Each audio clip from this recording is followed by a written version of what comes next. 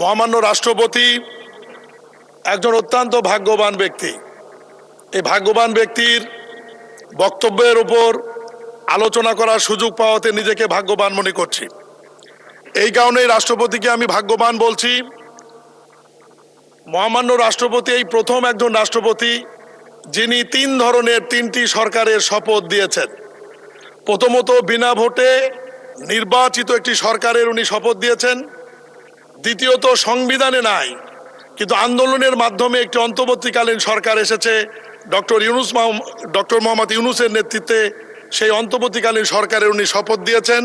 সর্বশেষ জনগণের ভোটে অবাধ, সুষ্ঠু, নিরপেক্ষ নির্বাচনের মাধ্যমে নির্বাচিত মানুষের বহু আকাঙ্ক্ষিত একটি সরকার, যেটি মাননীয় প্রধানমন্ত্রী জনাব তারেক রহমানের নেতৃত্বে গঠিত হয়েছে, সেই সরকারের উনি শপথ দিয়েছেন।